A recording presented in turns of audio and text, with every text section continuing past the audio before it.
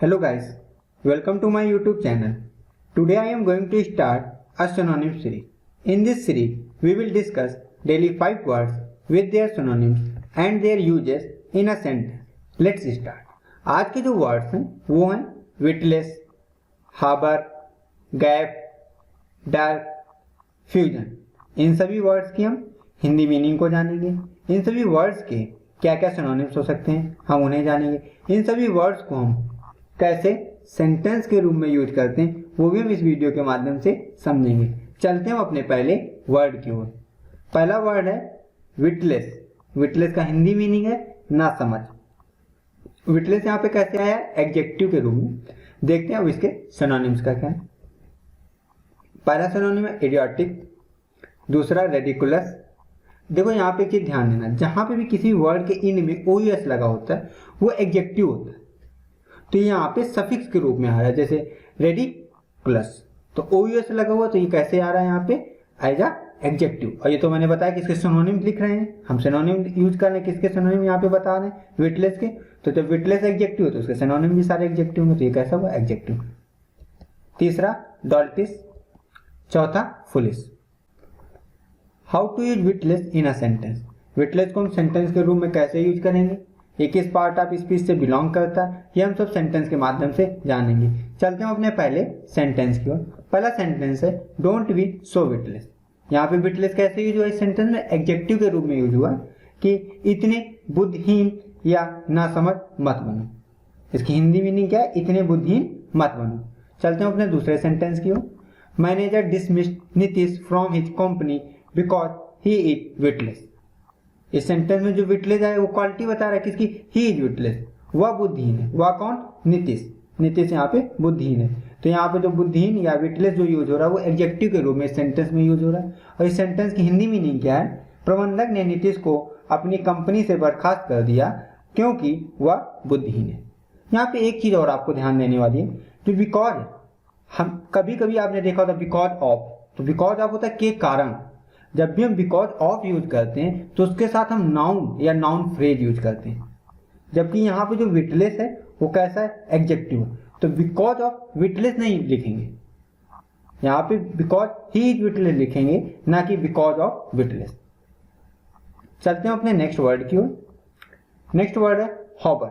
Hover का Hindi meaning क्या है? बंदरगाह.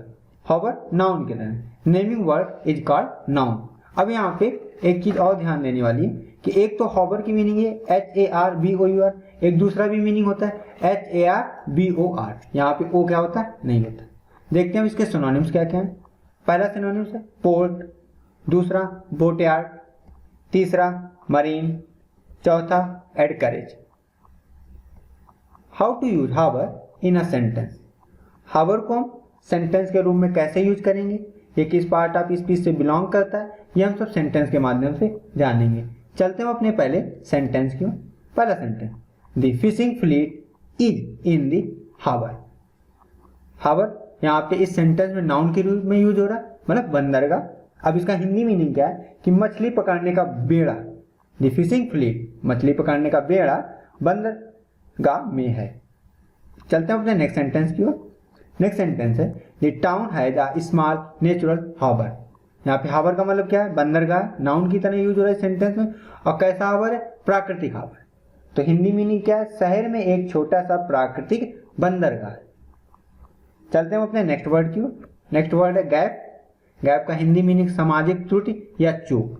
सामाजिक त्रुटि मतलब कोई सामाजिक प्लेस पे आप कोई गलती कर देना है, उसको सामाजिक त्रुटि या सामाजिक प्लेस. तो यहाँ पे गैप कैसे यूज हो रहा है? नाउन के रूप में. Naming word is called noun. चलते हैं इसके सिनोनिम्स क्या क्या है. पहला सिनोनिम है ब्लंडर, दूसरा फोपा, तीसरा इंडिस्क्रिशन, चौथा solecism. How to use gap in a sentence. Gap को हम सेंटेंस के रूप में कैसे यूज करेंगे, ये किस पार्ट ऑफ स्पीच से बिलोंग करता है, ये हम सब सेंटेंस के माध्यम से जानेंगे. चलते हैं अपने पहले सेंटेंस की ओर. पहला सेंटेंस है I made a major gap early in my career. यहाँ पे जो गैप यूज हो रहा है वो कैसे यूज हो रहा है? नाउन की तरह यूज हो रहा है इस सेंटेंस में. ठीक है. अब इसका हिंदी मीनिंग क्या है कि मैंने करियर की शुरुआत में एक गलती की. चलते हैं अपने नेक्स्ट सेंटेंस की ओर. नेक्स्ट सेंटेंस है When I was attending a condolence meeting, my phone started ringing. I think I made a gap.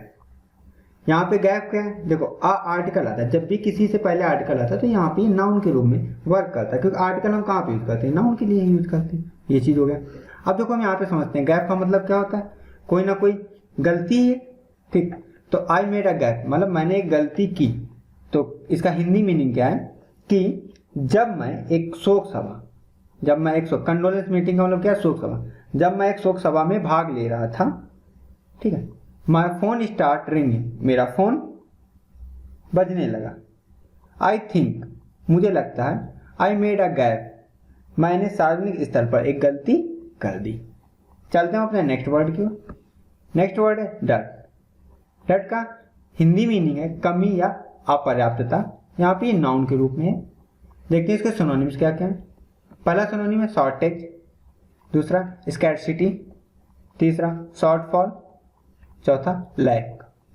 How to डट इन अ सेंटेंस। डट को सेंटेंस के रूप में कैसे यूज करेंगे, ये किस पार्ट ऑफ स्पीच से बिलोंग करता है, ये हम सब सेंटेंस के माध्यम से जानेंगे। चलते हैं अपने पहले सेंटेंस की ओर। पहला सेंटेंस है देयर इज अ डट of young people in the company. तो इस सेंटेंस में जो डट यूज हो रहा है वो कैसे यूज हो रहा है? नाउन के रूप में यूज हो रहा है। और देखो आर्टिकल आया तो आर्टिकल से हमें फिर पता कर सकते हैं क्या कि ये नाउन होगा। और वैसे भी मैंने बताया कि डट कैसा है? नाउन के रूप में यूज हो रहा है। तो अब इसकी हिंदी मीनिंग जानते हैं सेंटेंस की कि कंपनी में, कहाँ पे? कंपनी में युवाओं या नौजवानों की कमी, यंग पीपल बोलो, युवाओं या नौजवानों की कमी। चलते हैं अपने नेक्स्ट सेंटेंस की ओर। देयर इज अ डट of conventional source of energy in the world. फिर यहाँ पे डट। अब देखो यहाँ पे एक चीज ध्यान देना, दोनों sentence, dot of somebody, people के लिए हम लोग क्या यूज करते हैं? समबडी। और यहाँ पे डट ऑफ समथिंग, कन्वेंशनल सोर्स। तो जब भी कोई थिंग्स होती है तो उसके लिए समथिंग यूज करते हैं। तो डट के साथ ऑफ आता है, डट ऑफ समबडी या डट ऑफ समथिंग। ये चीज यहाँ पे ध्यान देनी है, ये नाउन के रूप में। तो ये स्ट्रक्चर होते हैं जो किसी के साथ कुछ चीजें आती हैं। अब इस सेंटेंस की हिंदी मीनिंग क्या है? दुनिया में, इन दी वर्ल्ड, दुनिया में कन्वेंशनल सोर्स, पारंपरिक स्रोत की कमी है। और कैसे पारंपरिक स्रोत? ऊर्जा के पारंपरिक स्रोत की कमी है। चलते हैं अपने नेक्स्ट वर्ड की ओर। नेक्स्ट वर्ड है फ्यूजन। फ्यूजन का हिंदी मीनिंग है संयोजन या संलयन। ये कैसे यूज हो रहा है? नाउन के में। चलते हैं इसके सिनोनिम्स की ओर। पहला सिनोनिम्स है अमलगमेशन, दूसरा कॉम्बिनेशन, तीसरा ज्वाइनिंग, चौथा bonding. How to use fusion in a sentence. Fusion को हम सेंटेंस के रूप में कैसे यूज करेंगे, ये किस पार्ट ऑफ स्पीच से बिलोंग करता है, ये हम सब सेंटेंस के माध्यम से जानेंगे। चलते हैं अपने पहले सेंटेंस की ओर। पहला सेंटेंस है bank fusion would not assist to restore bad loans. यहाँ पे जो फ्यूजन यूज हो रहा है वो कैसे यूज हो रहा है इस सेंटेंस में? नाउन की तरह यूज हो रहा है। अब देखो इस सेंटेंस की हिंदी मीनिंग को जानते हैं। तो इसकी हिंदी मीनिंग क्या है कि बैंकों का संलयन, फ्यूजन का मतलब है यहाँ पे संलयन, मतलब उनको मिलाना, एक में जोड़ना। तो बैंक फ्यूजन, बैंकों का संलयन ऋणों को बहाल करने में, would not assist restore bad loan, ऋणों को बहाल करने में मदद नहीं करेगा। चलते हैं अपने नेक्स्ट सेंटेंस की ओर। Fusion of two political system are not good for constitution. अब यहाँ पे क्या है? फ्यूजन का मतलब फिर क्या? संलयन है, एक नाउन की तरह। Fusion of two political system, तो इसका हिंदी मीनिंग क्या है? दो राजनीतिक प्रणालियों का संलयन संविधान के लिए अच्छा नहीं है। दोस्तों, हमने इस वीडियो के माध्यम से जो कुछ भी समझा है उसी पर आधारित यह क्विज है। चलते हैं इस क्विज के क्वेश्चन की ओर। पहला क्वेश्चन है choose the correct synonym of the given word. Word is डट। देखते हैं इसके ऑप्शन क्या क्या है। Option number 1 shortfall, option number 2 caution, option number 3 pure, option number 4 सबक। दोस्तों, आप इसका सही आंसर कमेंट बॉक्स में कमेंट करके हमें बता सकते हैं। देखते हैं इसका सही ऑप्शन क्या है। तो डट का मतलब अभी हमने इस वीडियो के माध्यम से जाना कि किसी वस्तु की कमी या अभाव। देखते हैं सही ऑप्शन क्या है।